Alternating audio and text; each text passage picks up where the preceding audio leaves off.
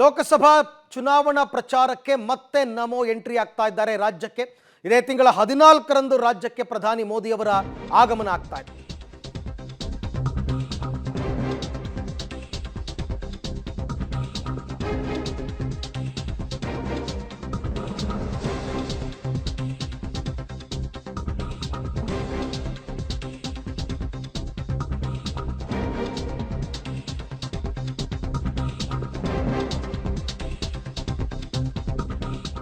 ಲೋಕಸಭಾ ಚುನಾವಣಾ ಪ್ರಚಾರದ ಅಖಾಡಕ್ಕೆ ನಮೋ ಎಂಟ್ರಿ ಆಗ್ತಾ ಇದೆ.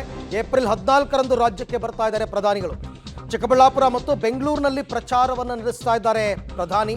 ಏಪ್ರಿಲ್ 14ರಂದು ಚಿಕ್ಕಬಳ್ಳಾಪುರದ ದೇವನಹಳ್ಳಿಯಲ್ಲಿ ಸಮಾವೇಶವನ್ನು ಉದ್ದೇಶಿಸಿ ಭಾಷಣ ಮಾಡ್ತಾರೆ. ಅದೇ ದಿನ ಬೆಂಗಳೂರು ಉತ್ತರ ಕ್ಷೇತ್ರದಲ್ಲಿ ಬೃಹತ್ ರೋಡ್ ಶೋ ಒಂದನ್ನು ಕೂಡ ಹಮ್ಮಿಕೊಂಡಿದ್ದಾರೆ. ಅಂದರೆ ಪ್ರಮುಖವಾಗಿ ಬ್ಯಾಟರಾಯನಪುರ ಮತ್ತು ಹೆಬ್ಬಾಳ ಕ್ಷೇತ್ರ ಒಳಗೊಂಡಂತೆ ರೋಡ್ ಶೋ ನಡೆಸ್ತಾರೆ. ಇವತ್ತು ನಮೋ ರೋಡ್ ಶೋಗೆ ರೂಟ್ ಮ್ಯಾಪ್ ಸಿದ್ಧಪಡಿಸುವ ಸಾಧ್ಯತೆ ಕೂಡ ಇದೆ. 8 ಕ್ಷೇತ್ರಗಳಲ್ಲಿ ಇದು 8ನೇ ಕ್ಷೇತ್ರ. ನಾವು ಯಲಹಂಕದಲ್ಲಿ ಅದು ಎಲ್ಲ ಹಿರಿಯ ಮುಖಂಡರುಗಳು, ನಮ್ಮ ಮಂಡಲ ಅಧ್ಯಕ್ಷರುಗಳು, ವಿವಿಧ ಮೋರ್ಚಾಗಳ ಪದಾಧಿಕಾರಿಗಳು ಇವರೆಲ್ಲರ ಸಭೆಯನ್ನು ಯಲಹಂಕ ಕ್ಷೇತ್ರದ ಜನಪ್ರಿಯ ಶಾಸಕರು SR ವಿಶ್ವನಾಥ್ರವರು ಇವತ್ತು ಏರ್ಪಾಡು ಮಾಡಿದರು. ಇವತ್ತು ಸಾವಿರಾರು ಸಂಖ್ಯೆಯಲ್ಲಿ ಇಲ್ಲಿ ಬಂದಿದ್ದಾರೆ. ಭಾಳ ಉತ್ಸಾಹ, ನಿರೀಕ್ಷೆಗೂ ಮೀರಿದ ಉತ್ಸಾಹ ಮತ್ತು ಪಕ್ಷದ ಬಗ್ಗೆ ಬದ್ಧತೆ. ಮಾನ್ಯ ನರೇಂದ್ರ ಮೋದಿಯವರನ್ನು ಪ್ರಧಾನಮಂತ್ರಿಗಳಾಗಿ ಮಾಡಬೇಕು ಅನ್ನುವಂಥ ಒಂದು ಹಂಬಲ ಇದೆಲ್ಲವೂ ಕೂಡ ಇಲ್ಲಿ ಕಾಣ್ತಾ ಇದೆ.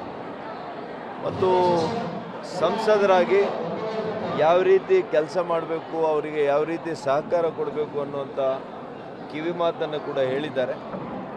ಹಾಗಾಗಿ ನಾನು 100ಕ್ಕೆ 100 ಯಲಹಂಕ ಕ್ಷೇತ್ರದ ಜನತೆ ಮೇಲೆ, ನಮ್ಮ ಮುಖಂಡರ ಮೇಲೆ, ನಮ್ಮ ನಾಯಕರ ಮೇಲೆ, ವಿಶೇಷವಾಗಿ ನಮ್ಮ ಶಾಸಕರ ಮೇಲೆ ನನಗೆ ನಂಬಿಕೆ ಇದೆ.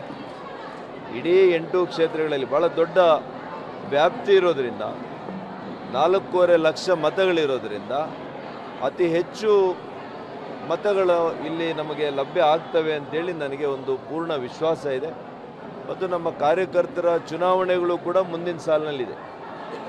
MP ಚುನಾವಣೆ ಆದ ಕೂಡಲೇ ನಗರಸಭೆ ಚುನಾವಣೆ ಇರ್ಬೋದು, ಗ್ರಾಮ ಪಂಚಾಯಿತಿ ಇರ್ಬೋದು, ತಾಲೂಕ್ ಪಂಚಾಯಿತಿ, ಜಿಲ್ಲಾ ಪಂಚಾಯಿತಿ, ಡೈರಿ ಎಲೆಕ್ಷನ್ಸು ಇವೆಲ್ಲ ಇರೋದರಿಂದ ಅವರ ಒಂದು ಅಸ್ತಿತ್ವದ ಪ್ರಶ್ನೆಯೂ ಆಗ್ತದೆ, ಅವರ ನಾಯಕತ್ವದ, ಸ್ಥಳೀಯ ನಾಯಕತ್ವದ ಪ್ರಶ್ನೆಯೂ ಆಗೋದ್ರಿಂದ ಇದನ್ನು ಭಾಳ ಗಂಭೀರವಾಗಿ ತೆಗೆದುಕೊಂಡು ಅತಿ ಹೆಚ್ಚು ಮತಗಳನ್ನು ನಾನು ಕೊಡಿಸ್ಲಿಕ್ಕೆ ಅವರೆಲ್ಲ ಕೂಡ ಪ್ರಾಮಾಣಿಕ ಪ್ರಯತ್ನ ಮಾಡ್ತಾರೆ.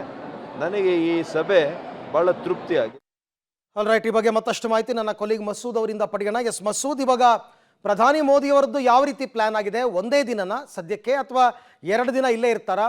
ಮೊದಲನೇ ದಿನ ಏನೆಲ್ಲ ಪ್ಲಾನ್, ಮತ್ತು ಇದು ಯಾವ ರೀತಿಯ ಕಾರ್ಯತಂತ್ರ ಮೋದಿ ಅವರನ್ನ ಬಳಸ್ಕೊಳ್ತಾ ಇರ್ತಕ್ಕಂಥದ್ದು, ಏನು ಲೆಕ್ಕಾಚಾರ ಅಂತ? ಅರವಿಂದ್, ಈಗಾಗಲೇ ಅಮಿತ್ ಶಾ ಅವರು ಚುನಾವಣಾ ದಿನಾಂಕ ನಿಗದಿ ಆದ ನಂತರ ಬಂದು ಹೋಗಿದ್ದಾರೆ. ಅದ್ಭುತವಾದಂತಹ ಒಂದು ರೋಡ್ ಶೋವನ್ನು ಚನ್ನಪಟ್ಟಣದಲ್ಲಿ ಮಾಡಿ ಒಂದು ರೀತಿಯ ಹವಾವನ್ನು ಮೇಂಟೈನ್ ಮಾಡ್ಕೊಂಡು ಹೋಗಿದ್ದಾರೆ. ಆ ನಂತರ ಈಗ ಮೋದಿ ಅವರು ಕೂಡ ಬರ್ತಾ ಇದ್ದಾರೆ. ಮೋದಿ ಅವರು ಕೂಡ ಚುನಾವಣಾ ದಿನಾಂಕ ನಿಗದಿ ಆದ ನಂತರ ಮೊದಲ ಬಾರಿಗೆ ಬರ್ತಾ ಇರುವಂಥದ್ದು. ಅದಕ್ಕೂ ಮುನ್ನ ಒಮ್ಮೆ ಬಂದು 2 ಸಮಾವೇಶಗಳನ್ನು ಮಾಡಿ ಹೋಗಿದ್ದಾರೆ. ಏಪ್ರಿಲ್ 14ನೇ ತಾರೀಕು ಪ್ರಧಾನಿ ಮೋದಿ ಅವರು ಬರ್ತಾ ಇದ್ದಾರೆ. 2 ಕ್ಷೇತ್ರಗಳಲ್ಲಿ ಅವತ್ತು ಪ್ರಧಾನಿಯವರು ಪ್ರಚಾರ ಮಾಡ್ತಾ ಇದ್ದಾರೆ. ಒಂದು ಚಿಕ್ಕಬಳ್ಳಾಪುರದಲ್ಲಿ ಬೃಹತ್ ಸಮಾವೇಶವನ್ನು ಉದ್ದೇಶಿಸಿ ಭಾಷಣ ಮಾಡ್ತಾರೆ. ಚಿಕ್ಕಬಳ್ಳಾಪುರ ಕ್ಷೇತ್ರದ ದೇವನಹಳ್ಳಿ ವಿಧಾನಸಭೆ ಕ್ಷೇತ್ರದಲ್ಲಿ ಆ ಒಂದು ಬೃಹತ್ ಸಮಾವೇಶವನ್ನು ಅವತ್ತಿನ ಮಧ್ಯಾಹ್ನ 3 ಗಂಟೆಗೆ ಆಯೋಜನೆ ಮಾಡಲಾಗಿದೆ.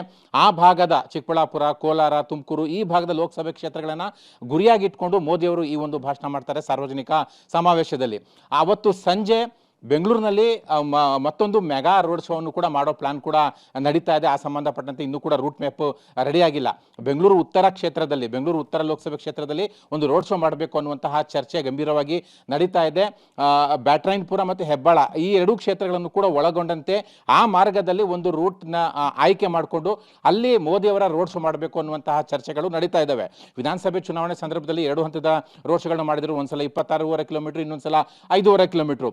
ದೊಡ್ಡ ದೊಡ್ಡ ಮಟ್ಟದ ಅಭೂತಪೂರ್ವ ಸಕ್ಸಸ್ ಅನ್ನ ಆ ರೋಡ್ ಶೋಗಳು ತಂದುಕೊಟ್ಟಿದ್ವು. ಅದೇ ಮಾದರಿಯಲ್ಲಿ ಈ ಬಾರಿನೂ ಕೂಡ ಲೋಕಸಭೆ ಚುನಾವಣೆಯಲ್ಲಿ ಬೆಂಗಳೂರಿನಲ್ಲಿ ರೋಡ್ ಶೋವನ್ನ ಆಯೋಜನೆ ಮಾಡಿದ್ದಾರೆ. ಇದನ್ನು ಕೂಡ ಅದೇ ರೀತಿಯಲ್ಲಿ ಸಕ್ಸಸ್ ಬರುತ್ತೆ ಅನ್ನುವಂತಹ ನಿರೀಕ್ಷೆಯನ್ನ ಇಟ್ಕೊಂಡಿರುವಂಥದ್ದು. ಇನ್ನು ಏನಂದ್ರೆ ಇವತ್ತು ನಾಳೆ ಅದರಲ್ಲಿ ರೂಟ್ ಮ್ಯಾಪು ಎಲ್ಲೆಲ್ಲಿ ಎಷ್ಟು ಕಿಲೋಮೀಟರ್ ಅನ್ನುವಂಥದ್ದು ನಿಗದಿಯಾಗುತ್ತೆ. ಯಾವೆಲ್ಲ ನಾಯಕರು ಮೋದಿ ಅವ್ರ ಜೊತೆ ಆವತ್ತಿನ ದಿನ ವೇದಿಕೆ ಮೇಲೆ ಇರ್ತಾರೆ ಆ ತೆರೆದ ವಾಹನದಲ್ಲಿ ಅನ್ನೋದು ಕೂಡ ಇನ್ನಷ್ಟು ನಿಗದಿ ಆಗಬೇಕು. ಒಟ್ಟಾರೆಯಾಗಿ ಮೋದಿ ಅವರ ಮೂಲಕ ಲೋಕಸಭೆ ಚುನಾವಣೆಯಲ್ಲಿ ಒಂದು ಟ್ರೆಂಡ್ ಸೃಷ್ಟಿಯಾಗಬೇಕು ಅನ್ನುವಂಥ ಲೆಕ್ಕಾಚಾರದಲ್ಲಿ ಬಿಜೆಪಿ ಇದೆ. Arvind, thank you Masood. ತಮ್ಮೆಲ್ಲ ಮಾಹಿತಿಗಾಗಿ 14ನೇ ತಾರೀಕು ಕರ್ನಾಟಕಕ್ಕೆ ಅದರಲ್ಲೂ ಪ್ರಮುಖವಾಗಿ ಬೆಂಗಳೂರಿಗೆ ಮೋದಿ ಅವರು ಆಗಮನಿಸ್ತಾ ಇದ್ದಾರೆ.